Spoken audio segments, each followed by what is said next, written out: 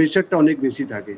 ফ্লাইংয়ে যদি পিছনে কেউ দাঁড়িয়ে আপনাকে বলছে না ল্যান্ড করতেই হবে, আর পাইলট নিজেই টেনশনে আছে কেন কেউ দেখতে পাচ্ছে না, কিছু বোঝা যাচ্ছে না। তো এগুলো সময় এগুলো যখন আন্ডার প্রেশার হয়ে যায় পাইলট, তখন এগুলো প্রবলেম আছে।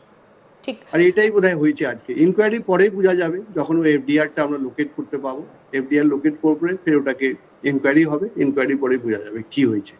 বেশ স্যার, আমাদের কাছে একটা সিসিটিভি ফুটেজ রয়েছে, দুর্ঘটনার সময়কার একটা এক্সক্লুসিভ সিসিটিভি ফুটেজ এই মুহূর্তে আজ তাক বাংলার হাতে এসে পৌঁছেছে। আমরা দেখাবো সেই সিসিটিভি ফুটেজ যে ঠিক কি ঘটেছিল। এই যে ঠিক দুর্ঘটনার সময় 8:46, এই যে সিসিটিভি ফুটেজে দেখা যাচ্ছে যে এই যে ক্র্যাশ করলো পেছনে। স্যার আপনি নিশ্চয়ই দেখতে পাচ্ছেন, প্রথমে প্রচুর আগুনের ঝলকানি, তারপর কালো ধোঁয়া। ঠিক ঘড়ির কাঁটা বলছে 8:46।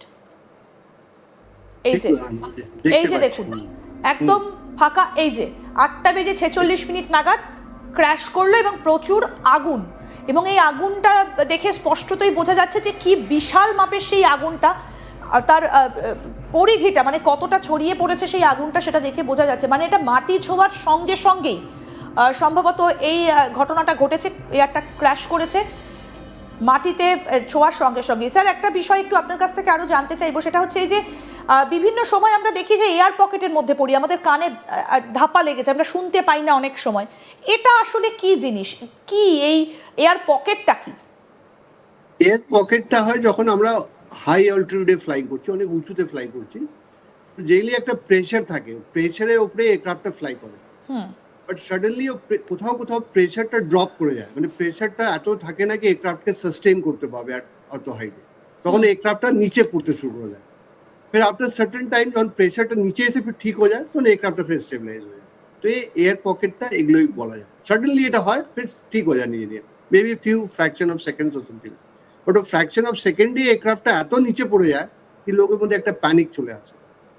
তো এটাকে প্রেডিক্ট করা মুশকিল এয়ার পকেটসকে, বাট আমরা অ্যাভয়েড করতে পারি যদি আমরা আগে থেকে জানতে পারি। বাট মুশকিল আছে ওটাকে কিছু বলার। কিন্তু যিনি এই জায়গাটাতে ফ্লাই করছিলেন তিনি তো জানেন যে এই জায়গাগুলোতে এই সময় ফ্লাই করলে কি ওয়েদার হতে পারে।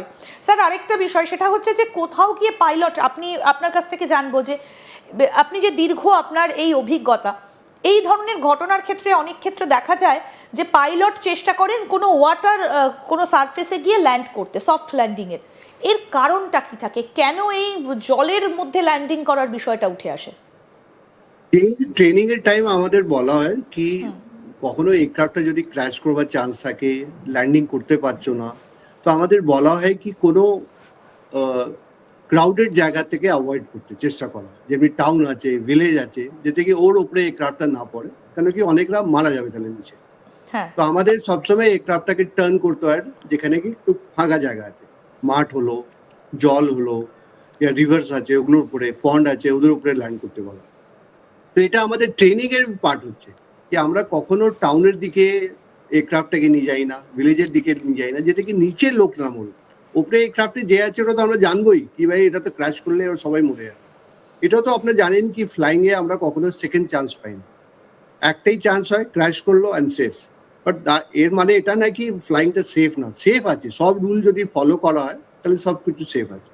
তো এই জন্য এয়ারক্রাফট গুলো জলে ল্যান্ড করা হয় ইয়া কোনো মাঠে ল্যান্ড করা হয়। দেখবেন সব ক্র্যাশ গুলো কোনো মাঠে এয়ারক্রাফট পড়ে আছে ইয়া জলের উপরে পড়ে আছে, সো দ্যাট এটাকে আমরা কোনো নিচে কোনো লোক না মারা যায়, এটা পার্ট অফ ট্রেনিং আছে। জলে ল্যান্ড করলে কি সেখানে যাত্রীদের বাঁচার কোনো সম্ভাবনা থেকে যায় যদি ক্র্যাশও করে? এয়ারক্রাফটটা ফ্লোট করতে পারে, সব aircraft certain time half an hour থেকে 1 আওয়ার পর্যন্ত ওটা ফ্লোট করতে পারে। ওই সময় এমার্জেন্সি গেট খুলে ওকে ইভাকুয়েট করা যেতে পারে। তো এটা কোনো বেশি প্রবলেম নেই, half an hour to 1 hour aircraft float করে, ওর পরে এয়ারক্রাফটে ঢুকতে পারে। তো এটাতে কোনো নেই, এটা part of construction of the এয়ারক্রাফটই আছে, এই এয়ারক্রাফটগুলো ডুববে না। তো এই জন্য ওটাকে অমনি করে ল্যান্ড করা হয় যেতে কি ওটা কেউ সবাই বেঁচে যায়। কিন্তু স্যার এখন একটা প্রশ্ন, যে যদি ভিভিআইপি যারা মুভমেন্ট করেন তাদের যদি প্রাইভেট একটা জেটে এইরকম কোনো দুর্ঘটনা ঘটে থাকে, মানে তার মেনটেনেন্স হাই কস্ট, তাহলে সাধারণ যে যাত্রীবাহী প্লেনগুলো রয়েছে, বিভিন্ন কোম্পানি শর্ট ডিস্টেন্সে অনেক কম ভাড়ায় ছোট ছোট ফ্লাইট চালায়, তাহলে বেশ তাদের নিরাপত্তা কোথায়? সাধারণ মানুষ হিসেবে স্যার, এটা আপনার কাছে প্রশ্ন, আপনি ভারতীয় বায়ুসেনার একজন গ্রুপ ক্যাপ্টেন, আপনার কাছে সাধারণ মানুষ হিসেবে আমার প্রশ্ন যে আমরা কম ডিস্টেন্সে যাওয়ার জন্য কম ভাড়ার টিকিট খুঁজি, যাতে আমরা খুব কম টাকায় খুব দ্রুত এক জায়গা থেকে আরেক জায়গায় চলে যাই, তাহলে কি স্যার সেটা আমাদের ধরে নিতে হবে যে আমরা পৌঁছতেও পারি নাও পৌঁছতে পারি? না, এটা তো একদম ভুল কথা। সব এয়ারক্রাফটের সার্ভিসিং একরকমেরই হয়।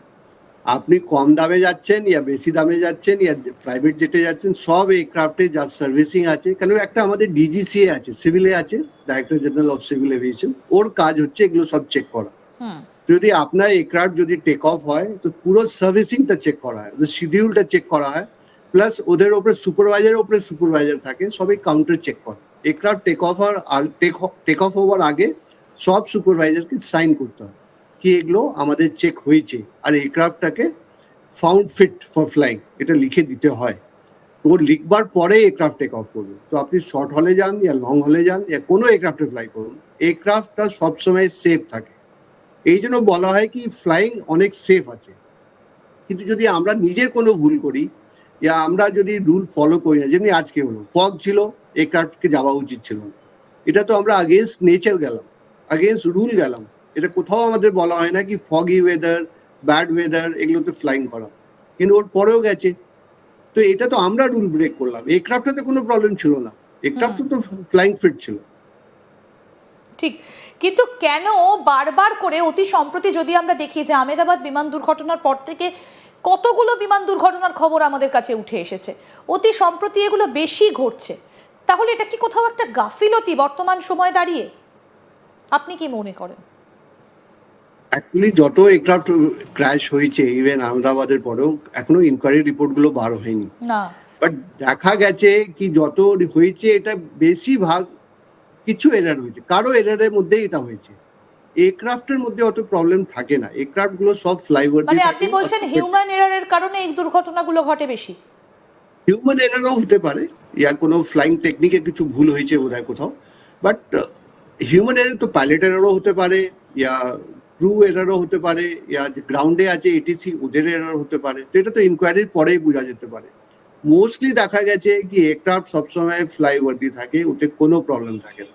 এয়ারক্রাফট গুলোকে কখনো ফ্লাই করতে পারি, কখনো টেক অফ করে, কখনো ল্যান্ড করতে পারে। সাম এরার্স কোথায় কোথায় চলে আসে, ও এরারটাকে ইনকোয়ারির পরেই বোঝা যেতে পারে। যেমনি আজকেরটা হলো টোটালি ওয়েদার ছিল, এটা তো আজকে ফ্লাই করা উচিত ছিল না, কারণ কি সকালে ও সাহেব ওখানে প্রেডিক্ট করেছিল কি ফগ আছে, আর যখন ওখানে গেল আর ও দেখলো ফগ আছে আর দেখতে পাচ্ছে না, ওকে ফিরে যাওয়া উচিত ছিল মুম্বাইতে ইয়া পুনেতে, অ্যাটেম্প্ট করা উচিত ছিল মেবি 1 ঘন্টা